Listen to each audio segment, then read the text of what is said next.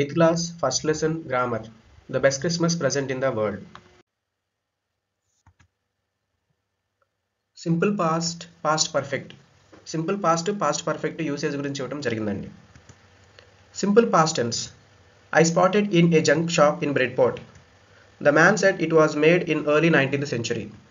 This one was in bad condition. The underlined verbs are in the past tense. They tell us what happened in the past before now. పైన ఇచ్చినటువంటి 3 ఎగ్జామ్స్లో underline చేసినటువంటి spotted said verse past టెన్స్ని తెలియజేస్తూ అండి. Past tense ఎప్పుడు కూడా మనకి గతంలో ఏం జరిగింది అనే విషయాల గురించి తెలియజేస్తూ ఉంటాయి. Read the passage below and underline the verbs in the past tense. So ఇక్కడ ఇచ్చిన ప్యాసేజ్ చదివి పాస్ట్ టెన్స్ని అండర్లైన్ చేయమంటున్నారండి. A man got on the train and sat down. The compartment was empty except for one lady. She took her clothes off. Few hours later, the police arrested the man. They held him for 24 hours and then freed him. So underline చేద్దామండి. First sentence వచ్చేసి a man got on the train and sat down. ఇందులో got అనేటటువంటిది simple past అండి. అదేవిధంగా sat అనేది కూడా simple past. The compartment was empty except for one lady. ఇందులో was అనేటటువంటిది simple past. She took her gloves off. So took అనేది simple past అండి. A few hours later the police arrested the man. ఈ సెంటెన్స్లో arrested అనేది simple past అండి. They held him for 24 hours and then freed him. ఇక్కడ held, freed ఇవి రెండు కూడా సింపుల్ పాస్ట్కి సంబంధించినటువంటి వర్బ్ ఫామ్స్ అండి. నెక్స్ట్ పాస్ట్ పర్ఫెక్ట్ అండి. పాస్ట్ పర్ఫెక్ట్కి సంబంధించి చూద్దాం. The veneer had lifted almost everywhere. Both fire and water had taken their toll on this desk. So underline చేసేటువంటి హ్యాడ్ లిఫ్టెడ్, హ్యాడ్ టేకెన్ మనం నోటీస్ చేస్తే హ్యాడ్ ప్లస్ V3 ఫామ్ అనేది ఉపయోగించామండి. Past perfect టెన్స్లో had plus V3 అనేది ఉపయోగిస్తాం. So ఈ sentence యొక్క మీనింగ్స్ మనం గమనిస్తే author found and bought the desk in the past. ఆ డెస్క్ని కనుగొనటము, దాన్ని కొనటం అనేది పాస్ట్లో జరిగినటువంటి యాక్షన్ అండి. అయితే పాస్ట్లో ఇంకొక యాక్షన్ కూడా జరిగింది. ఏంటది? The desk was damaged. ఈ యాక్షన్ ఎప్పుడు జరిగింది? Before the author found it and bought it. Author దాన్ని సో ఫైండ్ అవుట్ చేసి కనుగొని కొనక ముందే జరిగినటువంటి యాక్షన్ ఏంటంటే డ్యామేజ్ అవటం. అంటే పాస్ట్ పర్ఫెక్ట్ టెన్స్లో మనకి 2 యాక్షన్స్ ఉంటాయండి. ఆ 2 యాక్షన్స్ ఒకదాని తర్వాత ఒకటి జరుగుతాయి. సో ఇక్కడ మీనింగ్ వచ్చేసి fire and water had damaged the desk before the author found it and brought it. So పాస్ట్లో జరిగినటువంటి యాక్షన్స్ 2. ఒకటేమో ఆథరు ఆ డెస్క్ని కనుగొనటం, దాన్ని కొనటం అనేవి జరిగాయి. అయితే ఈ జరగడానికి ముందే ఏం జరిగింది? ఆ డెస్క్ అనేది డ్యామేజ్ అయిపోయింది అనమాట. ఇలాగ 2 యాక్షన్స్ ఉంటాయి. అయితే we use verb forms like had damaged for an event in the earlier past. had plus V3 అనేటటువంటి ఫామ్ని మనము ఎర్లియర్ పాస్ట్ యాక్షన్కి ఉపయోగిస్తాం. ఎర్లియర్ పాస్ట్ అంటే గతంలో జరిగినటువంటి 2 యాక్షన్స్లో రెండిట్లో ఏ యాక్షన్ అయితే ముందు జరిగిందో ఆ యాక్షన్ తెలియజేయడానికి హ్యాడ్ ప్లస్ V3 ఉపయోగిస్తే దాని తర్వాత జరిగినటువంటి యాక్షన్ని సింపుల్ పాస్ట్లో చెప్తాం అనమాట. If there are 2 events in the past, we use the had plus V3 form for the event that occurred first in the past. We also use the past perfect tense to show that something was wished for or expected before a particular time in the past.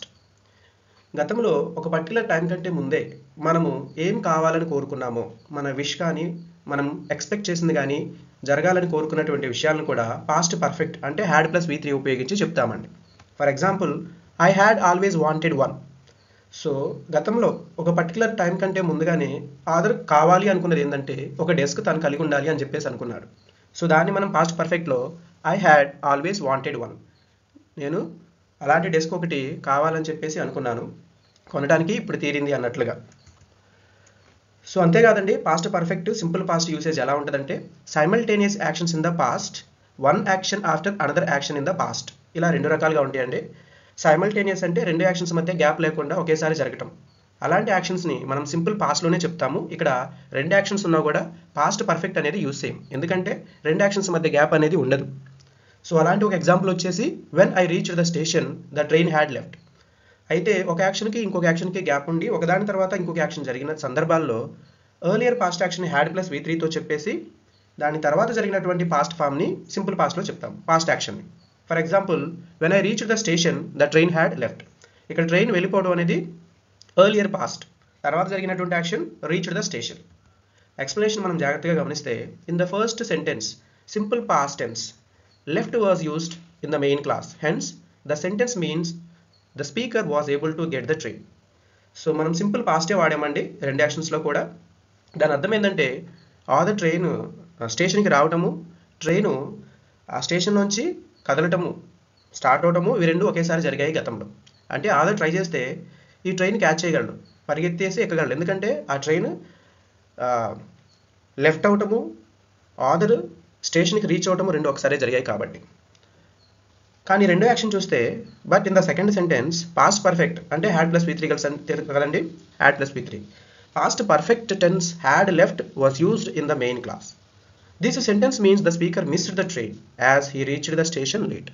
So ఇందులో had plus V3 ఉపయోగించామండి, had left అని. దాని అర్థం ఏంటంటే train వెళ్ళిపోయిన తర్వాత కొంచెంసేపటికి ఆదరు స్టేషన్కి reach అయ్యాడు. ఇక్కడ ఛాన్స్ ఏం లేదండి, మళ్ళీ ట్రైన్ని పట్టుకోవటం ఎక్కటం అనేటటువంటి సమస్య లేదు, ట్రైన్ వెళ్ళిపోయింది ఆల్రెడీ. సో ఇక్కడ ఛాన్సెస్ అనేవి లేవు ఎక్కడానికి. సో అలాగా ఉపయోగిస్తాం.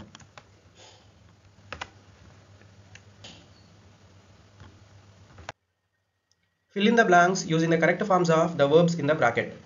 సో మనకు ఒక ప్యాసేజ్ ఇచ్చారండి. ఈ ప్యాసేజ్ని మనం ఇంతకుముందు నేర్చుకున్నటువంటి సింపుల్ పాస్ట్, పాస్ట్ పర్ఫెక్ట్ రూల్స్ని బేస్ చేసుకొని బ్లాంక్స్ని ఫిల్ చేయమని చెప్పేసి అడుగుతూ ఉన్నారు. సరే చూద్దామండి. My little sister is very naughty. So ఈ సెంటెన్స్లో మనకి బ్లాంక్ ఏం లేదు. నెక్స్ట్ సెంటెన్స్ చూద్దాం. When she dash back from school yesterday she had dash her dress. ఇక్కడ రెండు ఉన్నాయండి యాక్షన్స్. ఒకటి తన స్కూల్ నుంచి ఇంటికి రావడం, రెండోది స్కూల్లో తన డ్రెస్ చిరిగిపోయి ఉండటం అనమాట, తన డ్రెస్ చిరిగిపోవడం. సో తన డ్రెస్ చిరిగిపోవడం ముందే జరిగినటువంటి యాక్షన్, ఇంటికి రావడానికి ముందే జరిగినటువంటి యాక్షన్, స్కూల్లోనే జరిగినటువంటి యాక్షన్ కాబట్టి డ్రెస్కు సంబంధించినటువంటి ఆ బ్లాంక్లో మనం హ్యాడ్ ప్లస్ V3 రాస్తామండి. She had turn her dress. So ఇది ఎర్లియర్ పాస్ట్. సో దాని తర్వాత జరిగినటువంటి యాక్షన్ సింపుల్ పాస్ట్ ఉంటుంది కాబట్టి she came back from school yesterday అని చెప్పేసి రాస్తాం. నెక్స్ట్ సెంటెన్స్ అండి. We dash her how it had happen. So ఈ సెంటెన్స్ చూస్తే రెండు యాక్షన్స్ ఉన్నాయండి, వాళ్ళు అడగటము, తర్వాత ఎలా జరిగింది అని చెప్పేసి. సో ఆబ్వియస్లీగా మనకి రెండో సెంటెన్స్లో హ్యాడ్ ఉంది, హ్యాడ్ ప్లస్ V3 ఉపయోగిస్తామండి అక్కడ. So had happen. సో తర్వాత ఇది ఎర్లియర్ పాస్ట్ యాక్షన్, రెండోది వచ్చేసి సింపుల్ పాస్ట్ అండి, asked. We asked her how it had happen అని చెప్పేసి. నెక్స్ట్ సెంటెన్స్ అండి. She dash again, she dash with a boy. So ఇక్కడ ఉందండి. సో ఆమె చెప్పడం అనేటటువంటిది ఒకటి, ఇంకొకటి బాయ్తో గొడవ పడతాం అనమాట. స్కూల్లో ఆ పిల్లవాడితో గొడవ పడటం అనేది ముందే జరిగింది, ఆ విషయాన్ని తర్వాత చెప్పిందనమాట. సో ముందే జరిగినటువంటి విషయం మనం పాస్ట్ పర్ఫెక్ట్లో రాస్తాం ఎర్లియర్ పాస్ట్ యాక్షన్ని. She had quarrel with a boy అనేది. సో ఆ విషయాన్ని తర్వాత చెప్పింది కాబట్టి గొడవ అయిపోయిన తర్వాత సో షీ సెడ్ అని చెప్పేసి రాస్తామన్నమాట. Next she dash him in a race and to push her. So ఇదంతా స్కూల్లో జరిగిన విషయమే, ఈ విషయాలన్నీ ఆ అమ్మాయి చెప్తూ ఉంది. సో అయిపోయిన విషయాలే.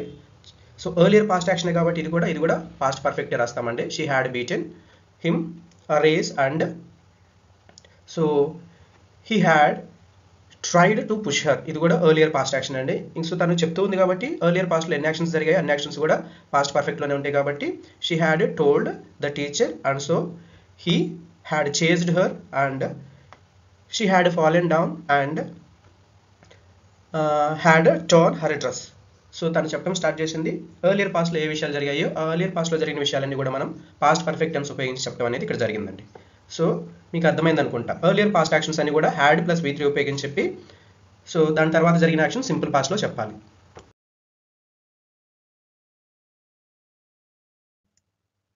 Underline the verbs and arrange them in 2 columns, past and earlier past.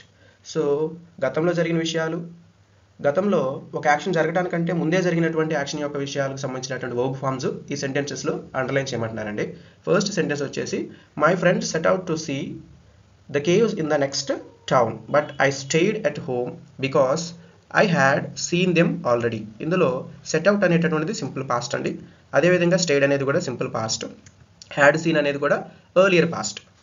When they arrived at the station the train had left they came back home but that time I had gone out to see a movie. So ఈ సెంటెన్స్లో arrived అనేది simple past అండి, had left అనేది earlier past, came అనేది simple past, had gone అనేది earlier past. So they sat outside and ate the lunch I had packed for them. So ఇందులో సాట్ simple past అండి, ate simple past, had packed earlier past. By the time I return they had fallen asleep. Return simple past అండి, had fallen past perfect earlier past అండి. So వీటిని separate చేస్తే earlier past simple past so ఇలా ఉంటుందండి. Simple పాస్ట్కి వచ్చేసి set out, stayed, arrive, came, sat, ate, return. Earlier past లేదా past పర్ఫెక్ట్కి సంబంధించి had seen, had left, had gone, had packed, had fallen. So ఇలా అండి. By the end of the journey, we had run out of drinking water. Look at the verb run out of in this sentence. It is a phrasal verb. So మనకి phrasal verbs గురించి కూడా ఇవ్వడం జరిగిందండి ఇదే లెసన్లో. ఈ run out అనేటటువంటిది phrasal verb అనమాట. ఈ phrasal verb it has 2 parts. దీనికి 2 పార్ట్స్ ఉంటాయండి. ఆ 2 పార్ట్స్ వర్బ్, ప్రపోజిషన్ లేదా యాడ్ వర్బ్తో కలిసి ఉంటాయండి. Phrasal verbs often have meaning that are different from the meanings of their parts. So ఇవి లిటరల్ మీనింగ్ అనేవి ఇవ్వండి. సో కాంటెక్స్ట్ని బేస్ చేసుకొని మీనింగ్ ఇవ్వడం అనేది జరుగుతుంది. ఈ లెసన్లో ఉన్న కొన్ని ఫ్రేజల్ వర్బ్స్ చూద్దామండి. Burn out, completely destroyed by fire అనే మీనింగ్ అండి. Light up, became bright with happiness అని. Look on, went on observing అని. రన్ అవుట్, కన్జ్యూమ్డ్ అనే meaning. Keep out, be away from అనే మీనింగ్ అండి. సో వీటన్నిటిని మనకి టెక్స్ట్ బుక్లో ఇచ్చినటువంటి సెంటెన్స్ కూడా ఇక్కడ ఎగ్జాంపుల్స్ ఇచ్చానండి. రైట్, ఒకసారి చూద్దాం. House number 12 turn out to be nothing but burned out shell. So burn out అంటే ఇక్కడ మనం ఎలా వాడామంటే డెస్ట్రాయిడ్ బై ఫైర్, కంప్లీట్గా కాలిపోయింది అని చెప్పేసి చెప్తున్నామండి. Next, that was the moment her eyes lit up with recognition and her face అని చెప్పేసి సెంటెన్స్ ఉందండి. ఇక్కడ లిటప్ అంటే బ్రైటన్, అంటే హ్యాపీనెస్తో ముఖం వెలిగిపోవటం అనే మీనింగ్లో ఉపయోగించాం. Hans Wolf and I looked on and cheered clapping our hands. ఇక్కడ లుక్డ్ ఆన్ అంటే వెంట్ ఆన్ అబ్జర్వింగ్ అని చెప్పేసి అర్థం అండి. గమనిస్తూ ఉన్నారనమాట. సో వాళ్ళ యొక్క ట్రూప్ మెంబర్స్ గేమ్ ఆడుతూ ఉంటే గమనిస్తూ వాళ్ళని ఎంకరేజ్ చేస్తూ ఉన్నామనే కాంటెక్స్లో చెప్పారు. The time came and all two soon when the game was finished, the snaps and the rum and the sausages had along since run out and we knew it was all over. So ఇక్కడ run out అంటే consumed అని, finished అనే మీనింగ్లో ఉపయోగించామండి. Hans Wolf and I looked on and cheered clapping our hands and stamping our feet to keep out the cold as much as anything. So ఇక్కడ keep out అనేది to avoid లేదా be away మీనింగ్లో ఉపయోగించామండి. So noun phrases కూడా ఇవ్వడం జరిగిందండి. So noun phrases చూస్తే read the following sentence. I took out a small black tin box. Lovely warm Sunday morning. Beautiful fluffy white clouds. So ఇక్కడ red కలర్లో italic సైజులో ఉన్నటువంటి అన్ని కూడా నౌన్ ఫ్రేజ్ అంటామండి. ఫ్రేజ్ అంటే గ్రూప్ ఆఫ్ వర్డ్స్. ఆ గ్రూప్ ఆఫ్ వర్డ్స్ నౌన్ని డిస్క్రైబ్ చేస్తూ ఉంటే దాన్ని నౌన్ ఫ్రేజ్ అని చెప్పేసి అంటాం. It has the noun box. First సెంటెన్స్లో బాక్స్ అనేది నౌన్. ఆ స్మాల్ బ్లాక్ టిన్నర్ అని కూడా నౌన్ ఫ్రేజ్ అయిపోద్ది. సెకండ్ సెంటెన్స్లో మార్నింగ్ అనేటటువంటిది నౌన్ అండి. లవ్లీ వార్మ్ సండే అనేవి lovely morning, warm morning, Sunday morning అన్ని మార్నింగ్ అనే నౌన్ గురించి చెప్తున్నాయి. సో ఆ గ్రూప్ ఆఫ్ వర్డ్స్ని నౌన్ ఫ్రేజ్ అంటాం. నెక్స్ట్ సెంటెన్స్లో క్లౌడ్స్ అనేది నౌన్ అండి. Beautiful clouds, fluffy clouds, white clouds ఇవన్నీ కూడా క్లౌడ్స్ గురించే చెప్తూ ఉన్నాయి. సో ఆ గ్రూప్ ఆఫ్ వర్డ్స్ని మనం నౌన్ ఫ్రేజ్ అని చెప్పేసి అంటాం అనమాట. సో ఇవి నథింగ్ బట్ యాడ్జెక్టివ్స్ అండి.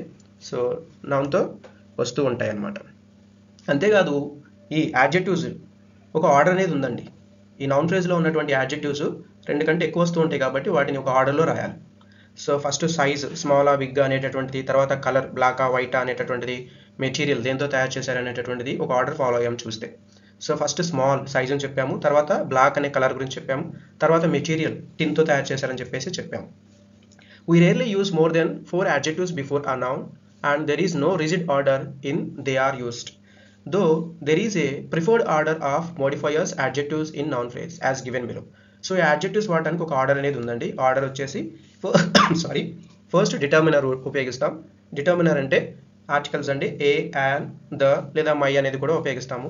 సో తర్వాత మోడిఫైయర్ 1 అండి. మోడిఫైయర్ 1 కింద ఒపీనియన్ కానీ ఫీలింగ్ కానీ, ఆ నౌన్కి సంబంధించి మీ పర్సనల్ ఒపీనియన్ కానీ మీరు ఫీల్ అయ్యే విషయాన్ని కూడా, నైస్గా ఉందా, లేజీగా ఉందా, బ్యూటిఫుల్గా ఉందా, ఓకే ఇలా చెప్తాం అన్నమాట. నెక్స్ట్ మోడిఫైయర్ వచ్చేసి సైజు, షేపు, ఏజ్ని తెలియజేసే మోడిఫైయర్స్ అండి. అంటే టాల్గా ఉందా, రౌండ్గా ఉందా, సర్క్యులర్, ఓల్డ్గా ఉందా, యంగ్గా ఉందా అనేటటువంటి వాటి గురించి చెప్తూ ఉండే మోడిఫైయర్ 2. తర్వాత మోడిఫైయర్ 3 వచ్చేసి కలర్ గురించి మాట్లాడుతుందండి. Red, white, light colour, dark colour ఇలాగనమాట. నెక్స్ట్ మోడిఫైయర్ వచ్చేసి మెటీరియల్. సో సిల్క్తో తయారు చేసిందా, కాటన్తో తయారు చేసిందా, ఉలెన్తో తయారు చేసిందా అనేటటువంటిది నెక్స్ట్ మోడిఫైయర్. లాస్ట్లో హెడ్ వర్డ్ అండి. హెడ్ వర్డ్ అంటే నౌన్ అనమాట. విమెనా, మ్యానా, టేబులా, చైరా ఏంటో చెప్తూ ఉంటాం అనమాట. ఓకేనండి. నెక్స్ట్ మనకి ఎక్సర్సైజ్ కూడా ఇచ్చారండి. కొన్ని నౌన్స్ ఇచ్చేసి కొన్ని యాడ్జెక్టివ్స్ ఇచ్చారు. ఈ యాడ్జెక్టివ్స్ అన్ని కూడా ఎలిఫెంట్తో, ఫేస్, బిల్డింగ్, వాటర్తో చెప్పమని చెప్పేసి అన్నారు. సో వీటిని మనం ఒక ప్రాపర్ ఆర్డర్లో అరేంజ్ చేస్తే ఎలిఫెంట్కి enormous elephant, striped elephant, wild elephant అని చెప్పేసి అనొచ్చండి. It is enormous, striped, wild elephant అని చెప్పేసి అంటాం అనమాట. అదేవిధంగా ఫేస్ గురించి మాట్లాడితే she has a cheerful, round, chubby face అని చెప్పేసి అంటాం. ఒక బిల్డింగ్ గురించి మాట్లాడితే so it is a circular, large, multi coloured building అని చెప్పేసి అంటాం. అదేవిధంగా వాటర్ గురించి కూడా బ్లూ, కోల్డ్, వాటర్ అని చెప్పేసి చెప్తామండి. సో మనం రాసినటువంటి అడ్జెక్టివ్స్ అన్ని కూడా ఇంతకుముందు మనం చూసినటువంటి టేబుల్ ఆర్డర్లో మోడిఫైయర్ 1, 2, 3, 4 ఆర్డర్లో రాయటం అనేది జరిగిందండి. Okay, thank you one and all. So ఈ గ్రామర్ సిరీస్ అనేది కంటిన్యూ చేస్తానండి ప్రతి లెసన్ కూడా. సో దయచేసి సబ్స్క్రైబ్ చేసుకోండి, వీలైతే షేర్ చేయండి మీ ఫ్రెండ్స్కి. Thank you.